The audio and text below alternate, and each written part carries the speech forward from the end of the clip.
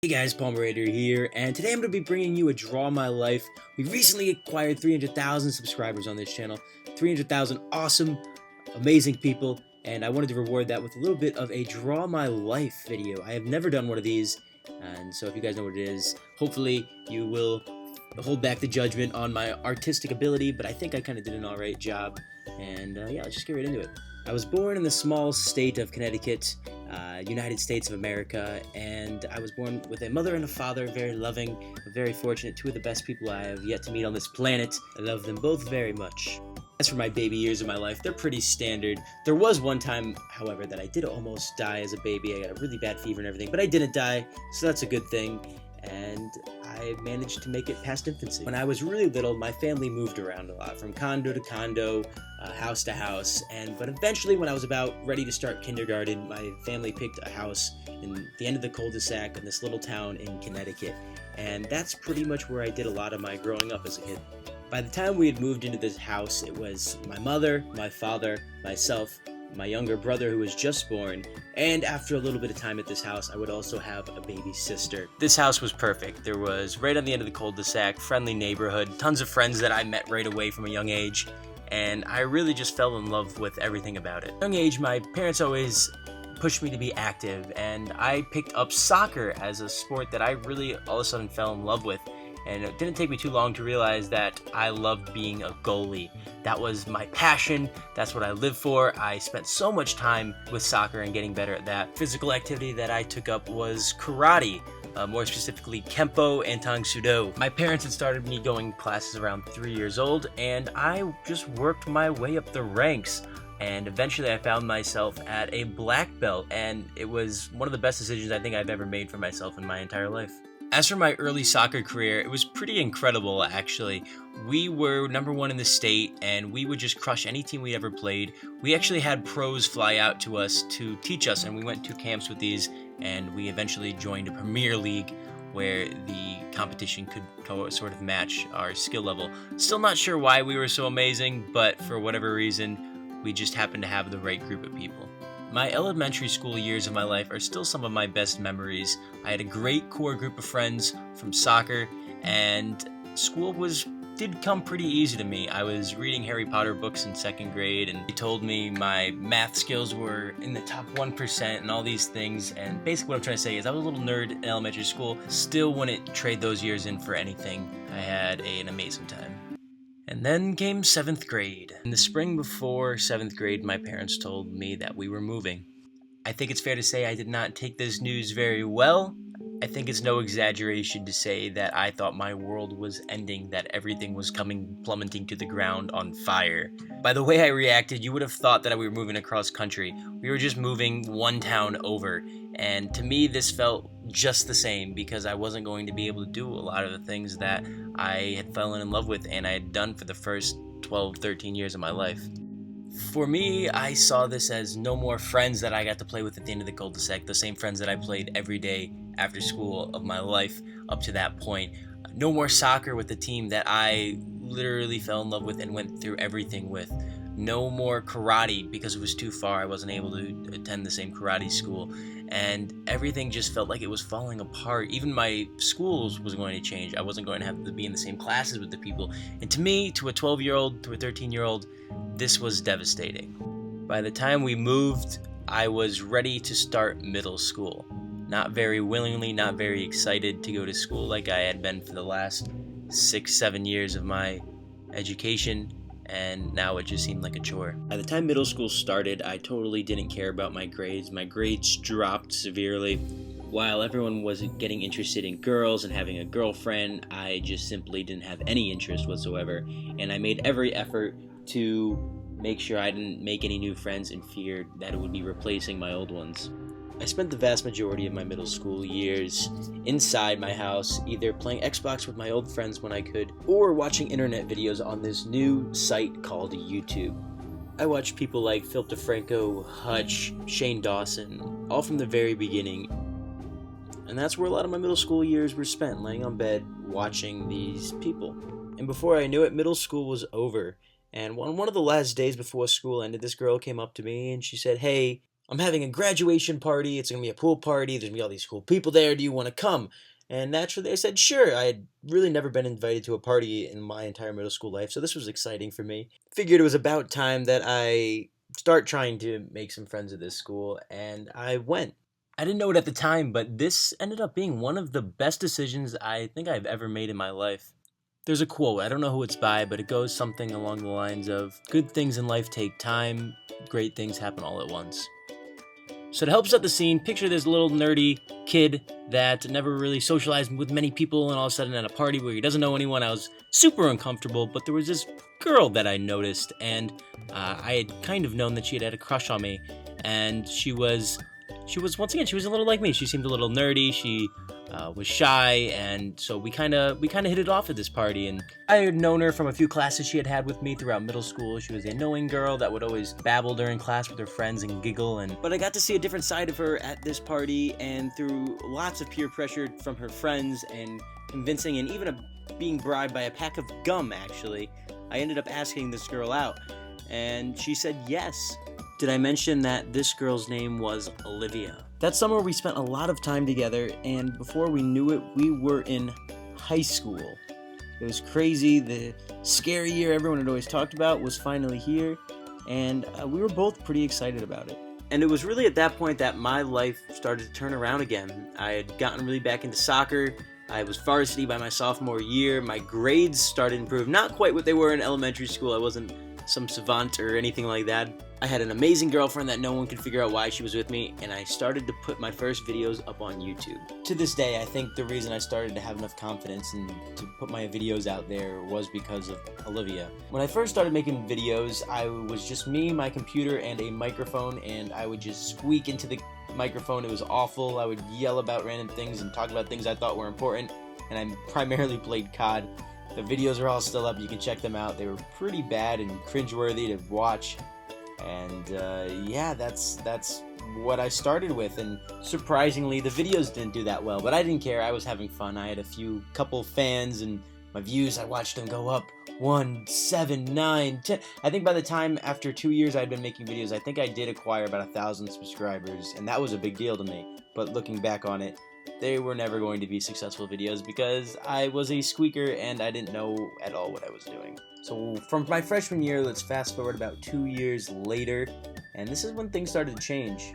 I had this one really good friend. His name was Brandon. He was a really smart kid, and he was into all the YouTube stuff like me, and so we talked about it a lot. And one day he said, hey, Palmer, there's this new game that some YouTubers are playing. There's these blocks, and you break them and you build things, and the world just keeps going on forever and you can't stop. And I said, that looks dumb. Who would want to play a game with blocks? Blocks are for kids. I make Call of Duty manly videos. And I basically laughed at him. And then about 6 months later, another friend came to me. I had known him for a while. His name was Noah. He was friends with me through the Call of Duty games in those days. And he had come up to me and said, hey, you know, I found out about this game with these blocks. These YouTubers are playing it. You should really check it out. You can take it. The world never ends. And to which I replied, oh my god, this seems like so cool, the greatest game ever, let me play it. And boy, play it did I. We started playing this game every day, and I started to make all of these new friends and people that also liked playing this game, and next thing you knew, there was a community. We were just playing this block game, and people started watching. Our channel started growing faster than they ever were before, and I started playing games with these huge YouTubers that I would never imagine. We spent hours on Skype every night planning out our next videos, talking about YouTube, talking about life, and they became my best friends in high school. I didn't really hang out with many other people except for these people and Olivia. And then a lot of things happened. We started being able to actually make money off of this. I started traveling to conventions, meeting fans, meeting these friends in real life, and my channel continued to grow to about 100,000 by the time I was done with high school. High school flashed before our eyes, and all of a sudden, school was over. High school was done. I had made it somehow 4 years with this amazing girl, and it was time to go to college. The reason that this was a sad thought in our minds was because we kind of had already decided that we weren't going to be going to the same college. We loved each other very much, but we didn't think that that was the best choice for our relationship. So we ended up deciding on 2 completely different schools. Like I said before, we were both living in Connecticut at the time, and she had decided to go to a school in Massachusetts, and I was going to be going to the University of Connecticut. It wasn't too far, but it was about a 3-hour drive from one to the other, and that was going to be something that was going to be really difficult for us. Summer came, and it was time for me to go to orientation. I went, wasn't really in love with the school, but I decided this is what's best for me, and I am going to go ahead and do it. And then one day I got a message on Skype from someone I had done a couple videos with in the Minecraft era, and that guy was Sky Does Minecraft. The conversation went something like this. Sky was like, "Yo, come out to Seattle," to which I replied, "Okay," and he was like, "Cool." There really wasn't much more planning than that. It was a really irrational, in-the-moment decision, but I went to Olivia and I was like, "Yo, let's go to Seattle," and her rational response was, "Well, what about school?" And my very irrational response was, "Who cares? Let's just do it. We don't need to be a part of the system." Which she replied with something along the lines of, "Lol'kay." I want to take out a minute here to point out the fact that I'm oversimplifying these conversations, and they were a little bit more sophisticated than that. But we did it. We packed our entire lives into bags and decided to move completely across the country just out of high school.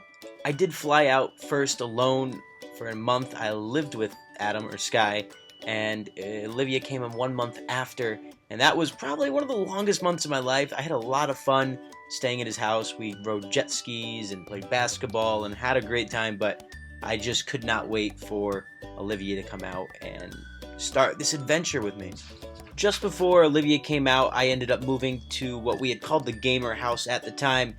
Olivia was there, and we roomed with a whole bunch of different guys that I had known, and Olivia didn't really know so much, but they were such a great group of guys, and it was so fun. We had me, Kib, Red, Perpetual, Jordan, Bash and Claire were there a little bit before us. We had Andrew, and it was a little happy family. We did a lot together. We went on hikes, we made videos, we hung out, we talked, we ate dinner together, and we just really had a great time. This did only, however, last for about a month, and we started to have to leave the house. The owner gave us 2 weeks notice that he had to move his family in, and so we had to either leave Washington or find a new place to live, and a lot of people weren't able to get their own place, so that's the end of the story for some of them.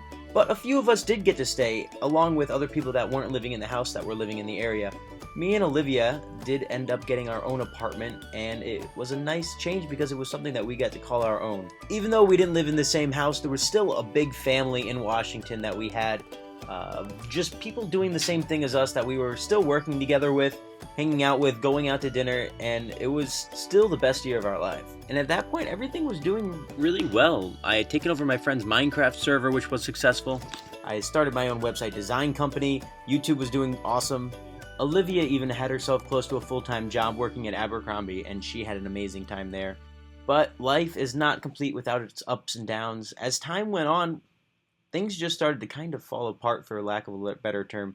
My company started doing less, my server started making less money, my YouTube views weren't what they were, and it came time to renew our lease. After 1 month of living with Adam, 1 month of living in the gamer house, and 6 months of living our own, we decided that it was time to move back to Connecticut. And we weren't going to just go straight across the country in some boring 2-day road trip. We were going to make this a trip that we weren't going to forget. And we went all across the country. We hit about 25 different states, 10 major cities. It took us about a month, and we recorded the whole thing on YouTube. It was just before we left on the trip that we had started making a few challenge videos that were doing rather well, and with the combination of this, our views and subscribers skyrocketed. We had gained about 80,000 subscribers in the month alone that we were on the trip, and the channel went from getting about 500,000 views a month to about 10 million views a month. Unfortunately for us, the way that YouTube works is that you don't get paid on your views of that month. You get paid from a couple months before. So we still did this entire trip pretty much having $1,000 to work with for the entire month. When we got home, it was weird. We were home, but we weren't really home. It felt weird to be in 2 different houses and not get to see each other every day, and knowing that we were probably going to end up going back to college. We planned it a little better this time. We weren't going to be in 2 different states. We weren't even going to be that far away from each other this time, but we were going to be different colleges. And it was only about a 30 to 40 minute ride, which was much more manageable, and still is manageable. Since I've been in college, I've met some great people. I've picked up rugby, a new sport for me that I have had a blast with, and really one of the best things that's come out of this whole college experience. My grades are a little above average, but I really don't put too much effort into my schoolwork, and overall everything is okay. So here's the issue with all this. Right now, we're living inside the box. Living life how everyone else does and what you're supposed to do, and if you follow the rules, you're going to one day end up dead inside the box. We don't want to live inside the box. We want to live outside of the box. For all we care, the box can burn down in a blazing inferno, turn into a pile of ashes, and I'd be glad to be the one wielding the flamethrower. And that brings us to where we are right now. We are going to separate schools, finishing up our second semester in college, and figuring out what we want to do. We know we have a passion for YouTube, for entertaining people, for making people laugh, and we know that we're going to end up doing something somewhere, but we have no idea where. We don't know where we're going to be next year. We don't know where we're going to be in 5 years, and it's scary but exciting a little bit. We know we're going to be on YouTube and making videos. We don't know what type of videos, whether those are challenge, vlogs, travel, skits. Whatever we end up doing, I can guarantee you that we're going to be doing it together and having an amazing time wherever life takes us or wherever we take life. So that was my Draw My Life, guys. The rest is to be continued. Hope my drawings weren't too awful, and if you did enjoy, make sure to like the video. And that's it, guys. Palmerater signing off. Peace.